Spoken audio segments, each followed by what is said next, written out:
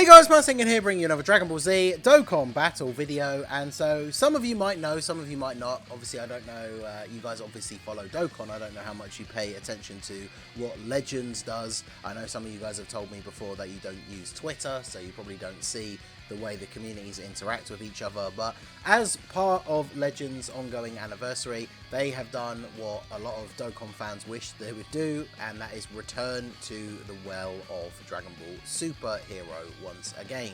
So they've brought out a new Gohan, I believe he is just base, a new Piccolo that transforms into Orange Piccolo. Then they have a Magenta card, which is, I think he transforms into Cell Max, or Cell Max is in the art. Then they finally released a Gamma 1 and 2 duo unit. So these two are the main units, Piccolo and the Gamma 1 and 2. And they use the Gamma 2 sacrifice attack. And yeah, the people were very hyped. When all of this stuff got revealed, I believe it was also revealed at the same time that they were going to be releasing the Super Saiyan Blue Shallot as well. People got very excited. And as always, you know, every time one game is doing well, people start comparing them again. It happens constantly. It will always happen. Like, the hype from this celebration will die down, and then, like, or, you know, Dokkan will actually officially announce the Tanabata unit, and if it is a really hype pick, people will just go crazy and everyone will be talking about Dokkan again. So it always goes in, like, ups and downs, right? But the most important thing is that seeing the hype from the community, how everybody reacted to these units coming to the game, definitely makes you wonder when Dokkan is finally going to return to this material, because with no anime currently running, obviously we are only getting stuff that, you know, for the most part is like, I guess it's a weird way to say it, but it's like old news, right? Stuff that we've already had in the game for a while. I mean, Golden Week, say what you want about the celebration and how you enjoyed it personally, but we finally got some 23rd World Tournament OG Dragon Ball stuff. And obviously in terms of like source material, very, very old. Like, so there's still old stuff that we need to get that people want, but the new stuff is what brings the hype, right?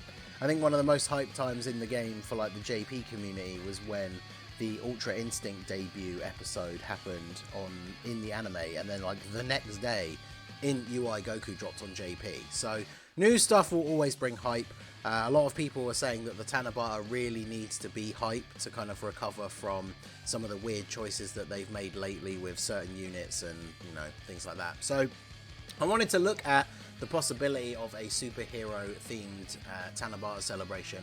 However, the one thing that I've come across immediately is that we are already kind of struck with a lack of options, right? Now, obviously, playable Beast Gohan is like the #1 thing on people's lists.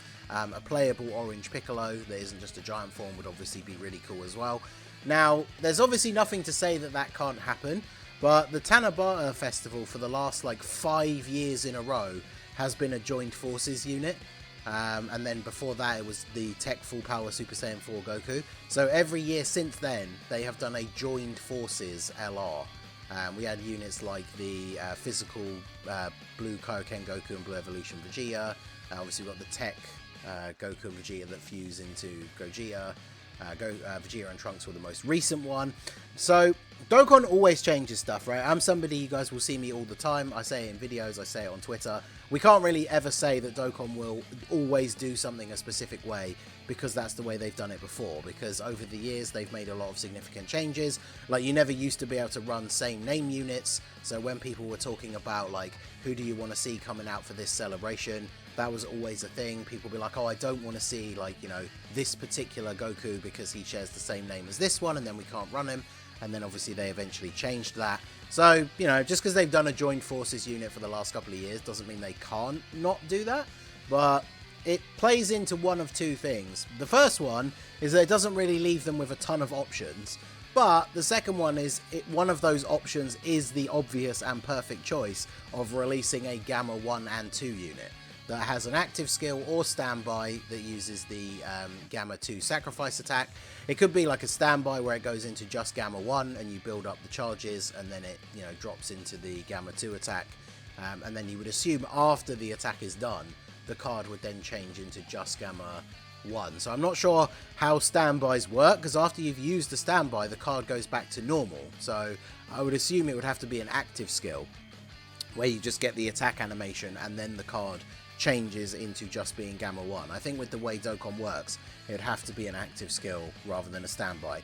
Now, the only other option, I think, which would be kind of cool if they are keeping it to join forces, would be to do a Gohan and Piccolo, even though they don't really fight together properly until Cell Max. But obviously we had this art in all the promotional material of Super Saiyan Gohan and Power Awakened Piccolo, like back to back. That would be a pretty cool card. Obviously, one of the things I know people would love to see, and it is more of a what-if like thing, is the Orange Piccolo and Beast Gohan together. I actually do wonder, how would the community react if we finally got a playable Beast Gohan, but it was a Joined Forces card with Orange Piccolo? Do you think people would be satisfied with that, or would people still be annoyed that it wasn't a standalone Beast Gohan? I don't know. Now, obviously, Xenoverse did the sort of what-if thing where we had Beast Gohan and Orange Piccolo both doing the special beam cannon together. That would make an awesome card for Dokkan, but obviously it is a what-if moment. So I think Gamma 1 and 2 is the most likely, and considering they just dropped in Legends, it's obviously a very hype pick. Now, the thing about the Tanabata celebration, which I brought up, where did I bring it up? Here. This is the Tanabata celebration from last year. So we get a new banner with a new unit and a side banner unit. Then obviously we get a bunch of events and stuff come back. And then we get there was a free-to-play EZA, and then there were 3 Extreme Z battles. One was for 2 Dokkan Fest TURs, and the other one, we had 2 separate ones for 2 LRs. Now, the problem with doing a celebration like this based around the superhero movie is we just don't have enough units to be able to do all of this kind of stuff. Going back to the units that I brought up here, like we got this free-to-play AGL Gohan, but he's got his EZA already, so he's done, right? I guess they could add an event where he gets unique equips that could make him a little bit better, because he is decent. He's just not like anything too crazy. Now, they did give us these free-to-play Gamma 1 and 2, so we could get an event where they awaken, and then obviously they could get an Extreme Z area and EZA straight away. That only, of course, I know people don't like immediate EZAs, but what other units do we have that can even get them?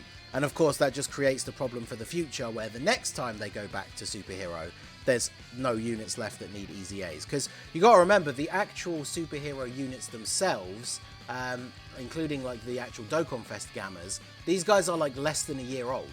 So they're not going to EZA, right, as part of this celebration. Now, I do think the Part 2 LR, right, so Part 1, if we're going by the logic that it's going to be a Joined Forces unit, probably Gamma 1 and 2, if it is going to be superhero, right, could be Gohan and Piccolo. And then the Part 2 Carnival LR, I think should be Cell Max, right? Like, he has this entry on the wiki because even though he's just a boss, he does technically have, like, a card in the game, quote-unquote. It's just you only fight him. And you can see he's on Androids, Artificial Life Forms, Movie Bosses, and Battle of Fate, which makes sense because obviously Piccolo and Gohan are on Battle of Fate as well. Now, the interesting thing people have talked about ever since the movie came out, would Cell Max actually be able to get a standalone card? Because we've never really seen characters as big as Cell Max being standalone cards, right? Hirudegarn is probably the Dragon Ball character that's like the closest to him in size. And he only appears as part of a giant form for the AGL Tapion. The closest I could think of really is Fat Janemba, when you look at like how big he is compared to Super Saiyan 3 Goku when he's fighting him in the movie.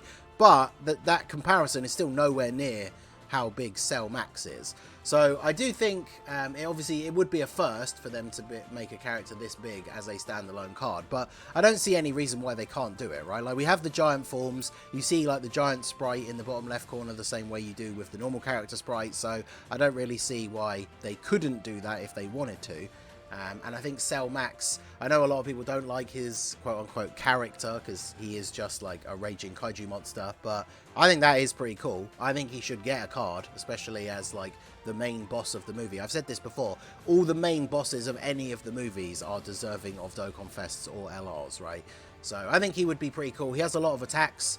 You know, we have the super attack that we see in the game. He has the crazy giant death ball thing that he does at the end. He has the thing where all the laser beams like shoot out of all the spots on his body, which could be like a cool AoE, like an active skill or something. So they have a lot of options they could do for a Carnival LR Cell Max that would be pretty cool. I guess he's going to be what? Like, it'd have to be it would be one of Android's artificial life forms or movie bosses as a 200% lead. Artificial life forms could be pretty cool.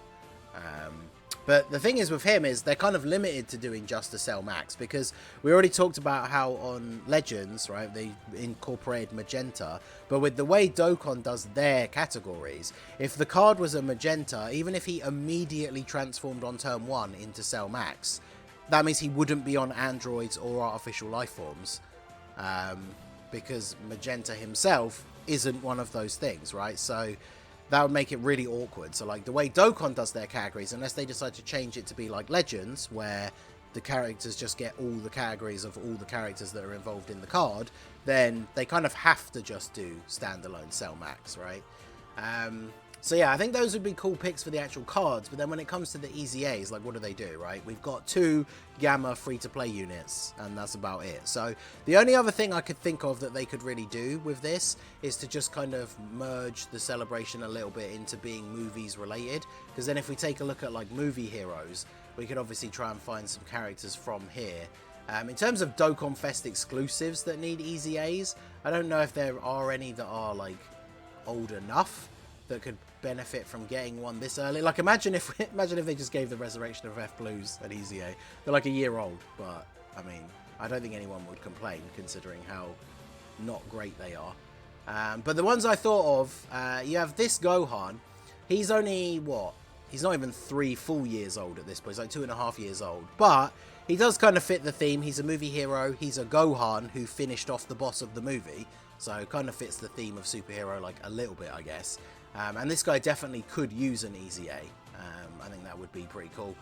The only other option as well is this guy. He's a lot older. He's one of the next units in line to get an EZA. It just doesn't really make much sense for it to be part of this celebration, right? Because Goku is barely in superhero.